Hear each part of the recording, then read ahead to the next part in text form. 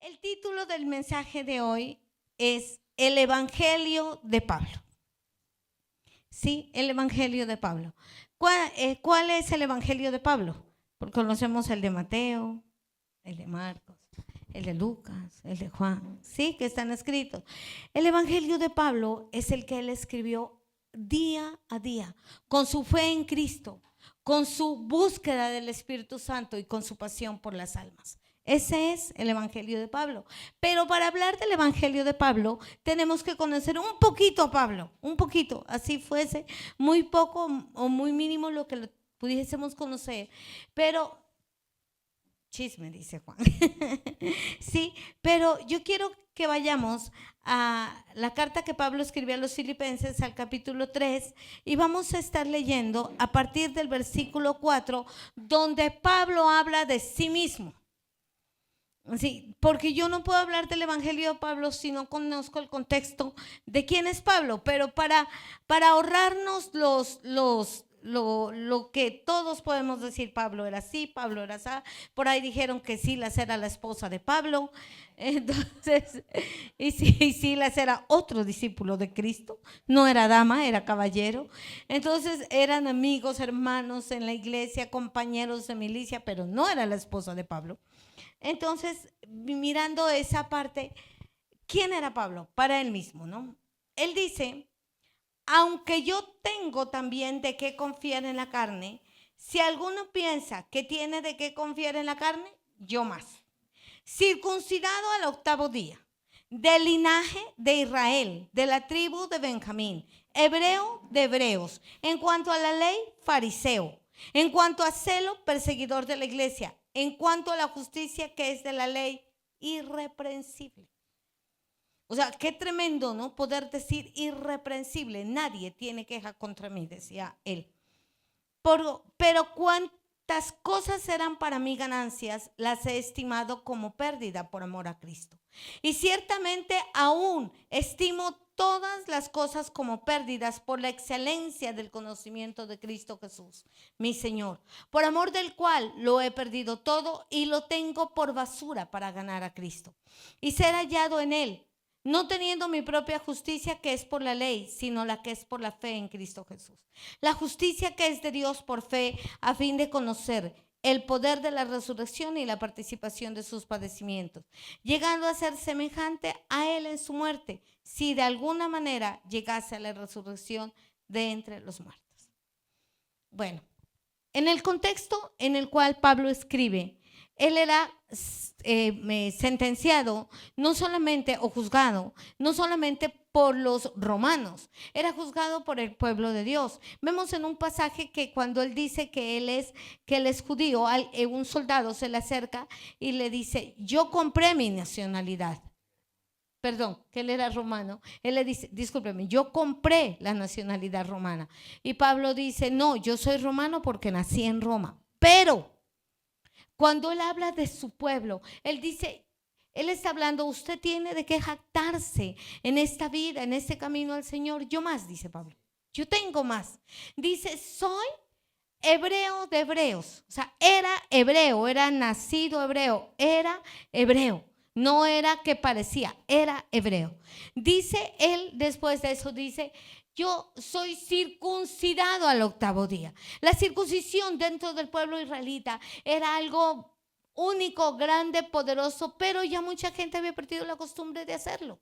Pero dice circuncidado al 8º día. En cuanto a la ley fariseo, los fariseos es una secta religiosa que nace después de que el pueblo de Dios había estado exiliado en Babilonia, y regresa a Jerusalén. Cierto grupo de hombres dicen que Dios los sacó fuera de su país a causa de su desobediencia, a causa de su maldad. Entonces ellos deciden, eso no va a volver a pasar.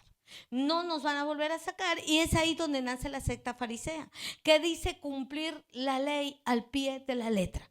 Y ellos ayunaban, diezmaban de la menta y del comino, les dice Jesús. O sea, querían cumplir la ley tan tan drásticamente, pues que no sé si era que había harto comino o bueno, no conozco el contexto, pero Jesús fue el que les dijo: ustedes que diezman de la menta y el comino.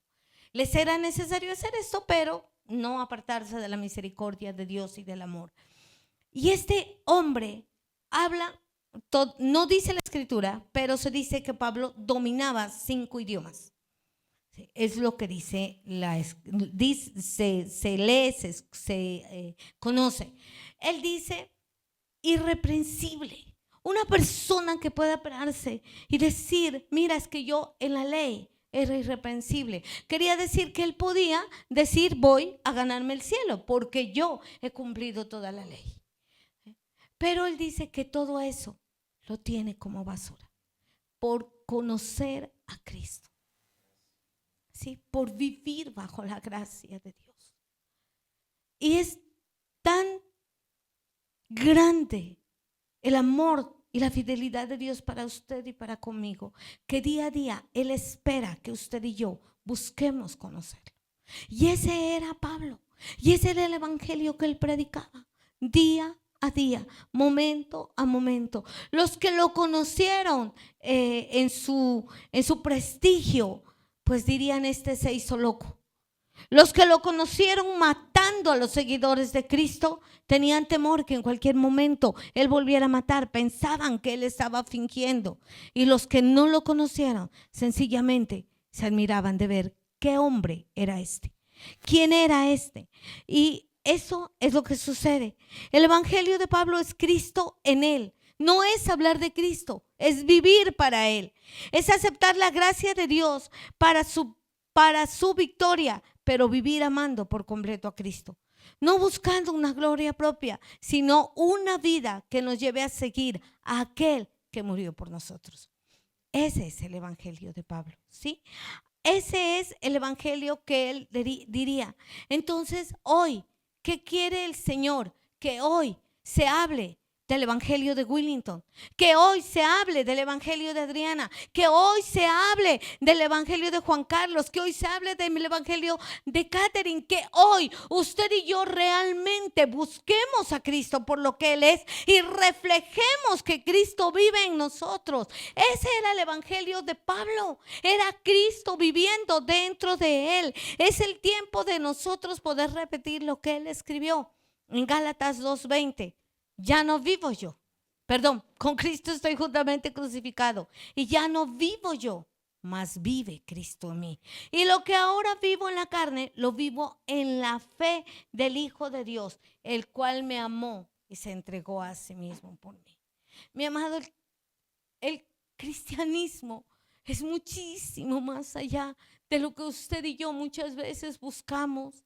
Usted quiere tener una buena casa aquí en la tierra, ¿verdad?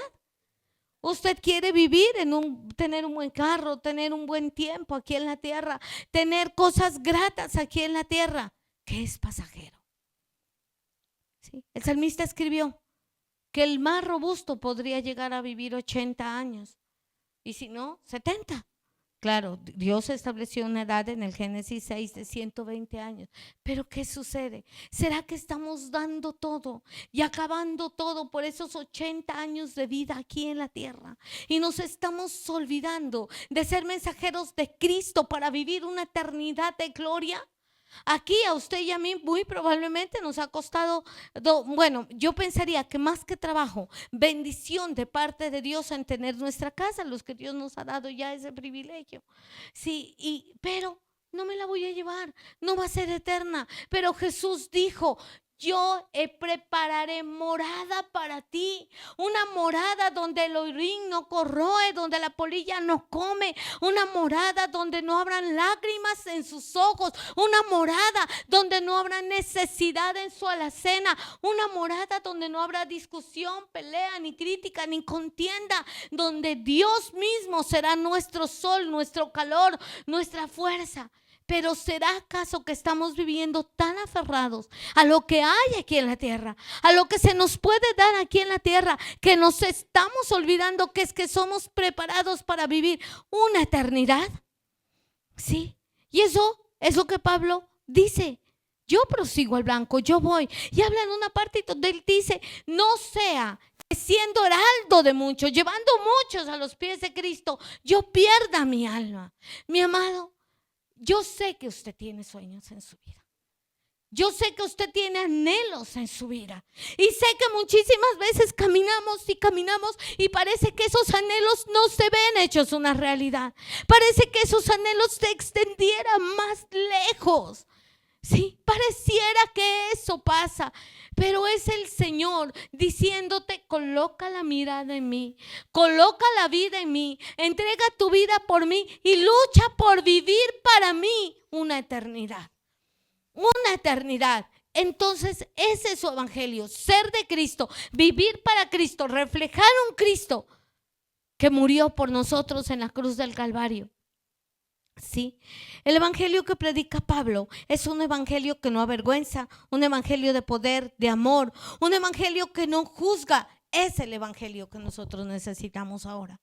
No es solamente conocerse tal vez todos los libros de la Escritura y recuerde que nosotros leemos la Escritura y llevamos a cada persona que es su manual de vida, pero es que va mucho más allá. Muchas veces yo he dicho, Abraham no tenía Biblia y fue considerado amigo de Dios. David no tenía Biblia, ni había páginas sociales, ni había redes sociales. No David mi nieto, ¿no? David el de la Biblia. ¿Sí? Ni tenía redes sociales, no. David y fue considerado el dulce cantor de Israel. Sí, el dulce cantor de Israel. Él, y ahora usted y yo tenemos un manual de vida. ¿Lo leemos? Lo leemos en verdad. Si usted me pregunta a mí, ¿usted lee la Biblia todos los días? Yo tengo que decirle delante del Dios al que sirvo, que me ve en todo tiempo, no.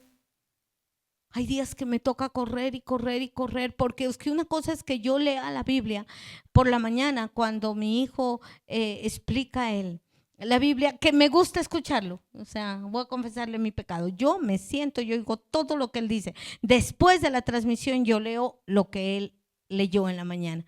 Me gusta, me impresiona todo lo que él hace para enseñarnos Biblia. Yo me siento, después sí, voy, cojo la Biblia y leo lo que en la mañana él me explicó. Pero no, hay un momento, hay un tiempo en el que usted tiene que apartar para Dios. Anoche yo ya iba a coger mi Biblia para mi tiempo, para con Dios. No, pues me tocó salir corriendo a ver a un enfermito. Entonces llegué a la medianoche y salí como a las 10, llegué como a las 12 de la noche. Y uno dice, le decía, Señor, perdóname, perdóname. Y me dolía acá en el corazón. Y por eso le hablo de mi sinceridad. Sí, hay días que no es para darse látigo ni es para acusarse, de ninguna manera. Pero sí es para reflexionar. Sí es para reflexionar. Mi amado, el evangelio que Pablo predicaba era un evangelio en el que él entendía que él se iba de aquí de la tierra. No dice la escritura cómo murió Pablo, pero los eruditos bíblicos dicen que él murió decapitado la cabeza. Y yo no me imagino qué puede sentir uno al colocar la cabeza, esperar que se la corten con una guillotina. Sí, uno entra a ese museo de la Inquisición en Cartagena y esas guillotinas son muy horribles. O sea, no dice, Señor, por favor. Pero hoy a usted que nos ve en este momento, en el momento que usted esté escuchando este mensaje, es el tiempo de que el evangelio lleve su nombre. Es el tiempo de que sea el evangelio de Sandra. Es el tiempo en el que sea el evangelio de María Inés, como fue un día el evangelio de Pablo, lo que él predicaba, a dónde iba, a dónde caminaba. Sí, mire, hay algo muy impresionante que hace días Juan estuvo explicando una parte de este mensaje. Después de la reforma, en el tiempo de que hubo tanta confusión, tiniebla, tanta oscuridad en relación a la verdad de la palabra de Dios, se levantan las 5 solas, que era con lo único que usted podía llegar a Cristo. Era sola fe, era sola escritura, Yo se la voy a leer en español, aquí está, creo que es latín. Sola fe, sola gracia, solo Cristo y solo dele la gloria a Dios. Y esa es la vida que usted y yo tenemos que vivir. ¿Es fácil? No. Pero si yo tengo una congregación de miles de almas y no se salva nadie, yo no hice nada en mi caminar en Cristo. Si toda su familia está perdida y confundida porque en usted no ven el reflejo del evangelio que predica, no hicimos nada. No hicimos nada en la tierra. Eso es lo que sucede. Y entonces en estas olas que son impresionantes, era lo único que una persona necesitaba para vivir victorioso, para ser feliz, para pasar al trono de la gracia. Solo palabra de Dios, solo fe, solo gracia, solo Cristo. Y dele en todo cuanto haga, sea y tenga la gloria a Dios. Todo es basura. Dice que Pablo todo lo consideraba basura por el conocimiento de Jesucristo. Pero estamos viviendo un mundo en el que nos arrastra tanto lo que el mundo le puede dar. El último celular, la última ropa, el último paseo. Lo jala tanto, mi amado, que si eso es lo único que nosotros buscamos, no vamos a encontrarnos con el cielo. Si todo lo que usted quiere tener está aquí en la tierra, no espere encontrarse con el trono de la gracia, porque no va a pasar. Sí, no va a pasar, porque la pasión por lo que yo tenga, la pasión por lo que yo viva, es donde va a estar mi corazón. Y si mi pasión no es Dios, y si mi pasión no es vivir para Él, y si mi pasión no es vivir con Él, entonces todo lo demás no sirvió para nada.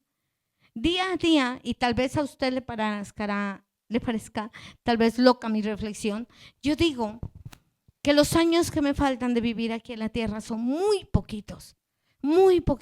¿Y por qué? Porque es que yo ya viví más de la mitad del tiempo que debí vivir según las palabras de la Escritura. Yo tengo 52, mis primeros 52 años. Yo tengo 52 años. Eso significaría que a la palabra del Señor a mí me quedarían 28 años de vida. A la palabra de Dios, que dice que los más robustos vivirán 80, contando con buena salud, contando con la gracia, con la sangre de Cristo, obrando a mi favor, y el cuerpo de Cristo sanándome, me faltarían vivir 28 años. Y si yo regreso mi tiempo hacia atrás, 28 años no son nada. Absolutamente nada. Mi hijo menor tiene 30 años, mi hijo menor, ¿no? Ya va para 31, ya casi los cumple. Y se me pasó así el tiempo, viéndolo crecer, viendo reírse, viendo todas aquellas cosas que pude disfrutar. Entonces, pregúntese adentro de usted y contéstese, ¿cuántos años tengo? Tal vez usted estará demasiado joven o creerá estar demasiado viejo. No. Es ahora el tiempo y es ahora el momento en el que usted y yo tenemos que ser reflejo del evangelio que predicamos. No es el tiempo de saberse toda la Escritura. Y le aclaro, ¿no? Usted y yo debemos leer Biblia. Pero no es el tiempo de cuántos versículos me conozca, ni de cuánto sé, sino de cuánto estoy dejando vivir a Cristo en mi vida. Tal vez los golpes, las aflicciones, la lucha por los nuestros, por nuestros padres, por nuestros hijos, por lo que sucede a nuestro alrededor, tal vez me está golpeando, tal vez siento el cansancio, tal vez siento la opresión. Eso solamente nos demuestra que necesitamos más de la gracia de Dios, que necesitamos más de la fe, que necesitamos más de creer en Él. Este es el tiempo de despertar y reflejar con nuestras acciones que predicamos el único y verdadero evangelio, donde aprendemos a conjugar el verbo amar, donde aprendemos a conjugar el verbo perdonar, donde aprendemos a conjugar el verbo creer. Yo amo, tú amas. Yo perdono, tú perdonas. Yo creo, tú crees. Porque para nosotros el reflejo de Cristo, el verbo se debe conjugar. Y se debe conjugar en tiempo presente, sin importar las acciones que sucedan a nuestro alrededor, ¿sí? Y es solo por revelación que comprendemos que el evangelio soy yo, por el poder del Espíritu Santo y la autoridad de Cristo. Yo soy el evangelio. Yo le digo a la mamá de mi nieto, le digo, mami, léale la Biblia. Mami, háblele, dígale. Sí, dígale y le digo al Señor, bueno, es una nueva generación que está creciendo en el vientre de una mujer, en el que quiero que sea el reflejo del Dios que predicamos. Es tiempo de sacudirnos aún de los problemas, y créame que me estoy hablando a mí, aún de las enfermedades. Sí, cuando a uno los exámenes médicos no le salen ni siquiera tan mal, sino muy mal, uno dice, listo, Señor, vamos de nuevo, luchemos de nuevo, pero yo quiero ser el evangelio. Usted, Juan Carlos, es el evangelio. Usted, Iván, es el evangelio. Usted, David, es el evangelio. Usted, Juan, es el evangelio. David Esteban Oviedo Díaz es el evangelio. Sí, es. Diga conmigo en esta mañana, yo quiero ser el evangelio. Yo quiero que digan el evangelio que predica Sandra, el evangelio que predica Steven, el evangelio que predica Willington, el evangelio que vive Catherine, el evangelio que vive Juan Carlos, el evangelio que vive Juan Oviedo, el evangelio que vive Bermera. Es el reflejo de un Cristo dentro de nosotros, que sintió dolor, sintió angustia, sintió necesidad y sintió muchísimas más cosas como hombre, pero sabía a dónde iba, y sabía que estaba rescatando la vida de Benjamín, y sabía que estaba rescatando la vida de cada hombre y de cada mujer que están en la tierra, porque es que Jesús no rescató la vida de Adriana y la vida de Gladys y la vida de Catherine, y se olvidó de la vida de Patricia, de la vida de Fabiola, de la vida de Pedro, de la vida de Carlos, que están afuera y nadie les ha hablado. No podemos seguir creyendo que basta con venirme a sentar a escuchar la palabra, o que basta con abrir la Biblia en mi casa, o que basta con tal vez brindarle una ofrenda de amor a alguien. No, tengo que vivir, tengo que dejar que Cristo viva en mí. Tengo que aprender a decirle al que está al lado, mira, Jesús te ama, mira, Jesús tiene planes con tu vida, y sobre todo Jesús viene por ti. Jesús viene por ti, Jesús viene por mí. Yo tengo que estar preparado para irme con Él. Mira, Pablo dice en Filipenses capítulo 3, verso 12 y 14, y tal vez podríamos decirlo usted y yo hoy, no es que ya lo haya alcanzado, ¿sí? Ni que sea perfecto, sino que prosigo por ver si logro hacer aquello para lo cual también fue asido por Cristo Jesús. Hermanos, yo mismo no pretendo haberlo ya alcanzado, pero una cosa hago, olvidando ciertamente lo que queda atrás y extendiéndome a lo que está por delante, prosigo a la meta, al premio del supremo llamamiento de Dios en Cristo Jesús.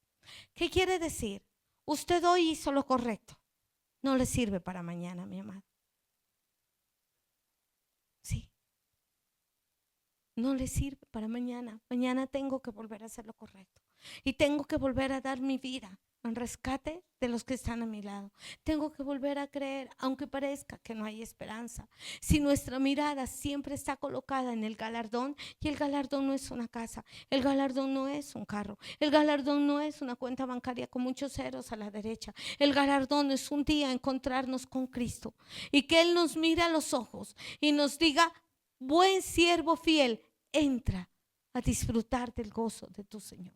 El galardón está un día cuando usted y yo lleguemos al trono de la gracia, y tal vez con nuestra mirada inclinada podamos ver las huellas de los clavos de Cristo en sus pies, porque Él lo dijo, y las huellas de los clavos en sus muñecas, y las huellas en ese costado. Ese es el fin de su vida.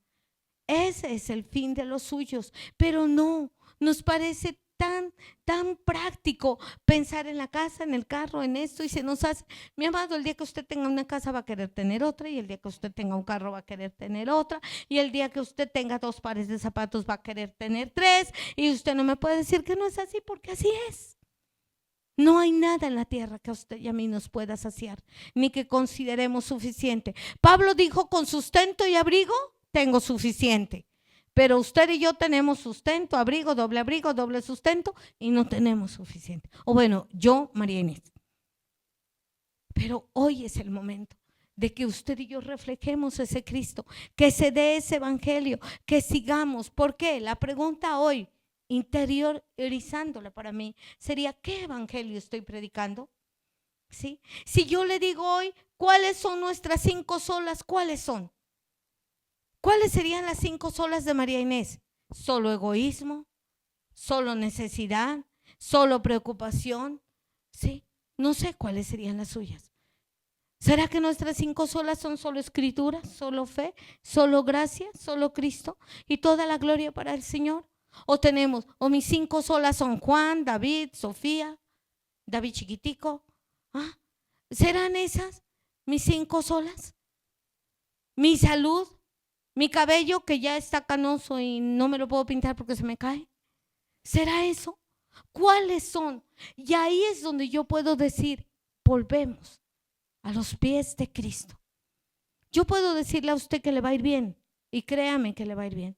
Yo puedo decirle a usted con total certeza que Dios suple todo cuanto le falta, no conforme a sus necesidades, sino a las riquezas en gloria en Cristo Jesús. Pero en verdad yo soy evangelio. Yo soy evangelio donde voy. Soy evangelio en lo que hago. Y algo muy tremendo, soy evangelio en lo que piensa. Empezamos el día de hoy, un tiempo. A usted le va a llegar todos los días, de hoy hasta el 31 de diciembre, a las 7:15 de la mañana, un enlace de Facebook, donde va a recibir un mensaje largo, 2 minutos, donde a usted y a mí, Dios nos quiere dar un consejo, me decía hoy un hermano, donde nos quiere dar una guía, aprender a pensar. Mi pensamiento de hoy. El pensamiento de hoy era: renueve el espíritu de su mente. El pensamiento de mañana será otro y otro y otro y otro, en el que usted ve su mensaje de 1 minuto y medio, creo yo, de 1 minuto y medio usted lo ve, y yo le estoy diciendo, la escritura dice: hoy, hoy. Hoy, ¿por qué? Porque bástale a cada día con su propio afán, y bástale a cada día de nuestra vida con vivir aferrados al Señor, y bástale a cada día de entregarnos con lo que somos y con lo que queremos que otra persona sea. No se entregue con lo que usted necesita recibir únicamente, o con lo que con lo que usted quiere dar, sino con lo que usted quiere recibir. Y eso es predicar el evangelio de Cristo, y a eso es donde nosotros tenemos que llegar. El libro de Romanos, o sea, todas estas citas las escribió Pablo.